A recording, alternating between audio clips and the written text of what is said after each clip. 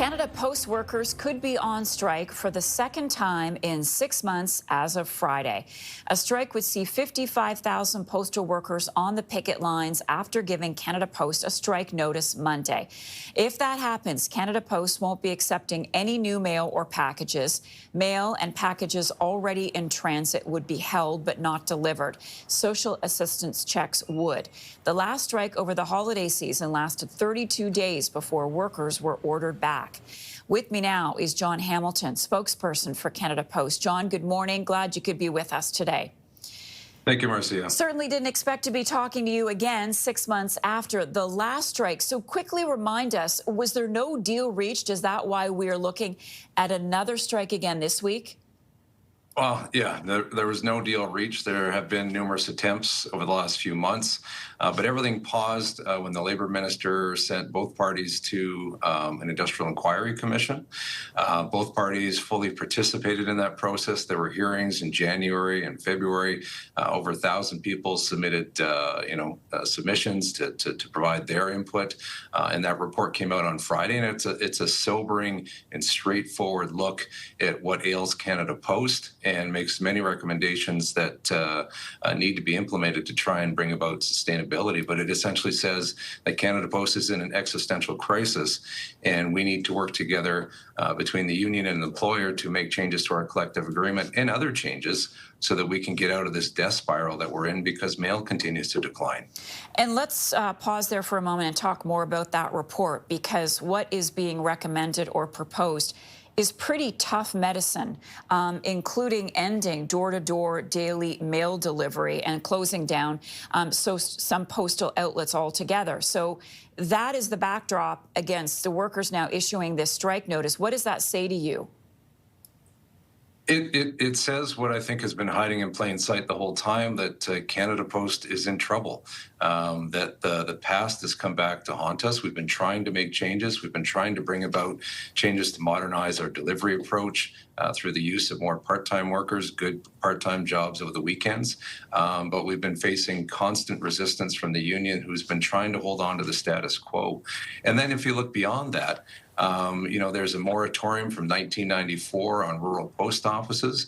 A lot's changed in 30 years. It means that 30% of those post offices are in urban communities. It means Richmond Hill is the exact same as Apple Hill because it's a 30-year-old list. So there's a lot that needs to change. I think the important thing, though, is that the conclusion is that the Postal Service is incredibly important.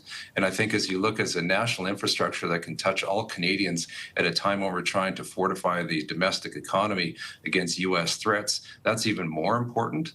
But we need to fix the core business. We need to make it strong. And trying to hold on with white knuckles onto the past is a death sentence for the Postal Service as we know it. Are you even at the negotiating table? We are preparing offers, which we will put forward, and there will be global offers, all-encompassing, which we will put forward early this week, and hopefully that we can get a deal. But I think, the impact of the strike, not just on Canada Post, but on our employees, on small businesses, on charities, again, would be devastating, especially at this time. So we want to get a deal, but we can't just give up on trying to modernize our approach in order to get a deal, because that would just further the massive losses that we've been incurring every single year. In the meantime, Jon, for the people who are watching right now, have things already in the postal system, are about to go to the post office today, what do you say to them, to Canadians? So we're going to continue to deliver as much as possible. It's up to the union now. They've filed their strike notice, so what they do as of Friday is really up to them. What we'd say is, we're going to put forward offers that begin to address some of the challenges we face, but protect what's important to our employees, the job security, the pension, the benefits. There'll be a wage raise in there. It won't be what CUPW has been asking for, but there's the ground to find a deal, and let's get that done for the benefit of our employees, for the benefit of all the people that count on Canada Post, and then start to work together on the tougher issues that we face as a company and try and sustain this postal service and bring it into 2025 and beyond. And John, I'm just about out of time, but I want to squeeze in a last question. With that proposal, does it mean that there would be job losses within Canada Post? No, what we're putting forward is adding part-time employees, and our people, 90% of our delivery personnel, or over 90%, are full-time, and they have job security for life.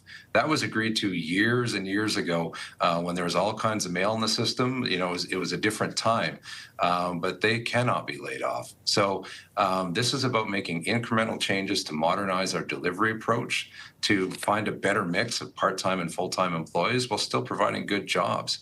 We can fix this, and the report clearly says that this is something worth fixing and something that can be fixed, but it's going to take some tough decisions and moving beyond some of the things that we've held sacred for so long.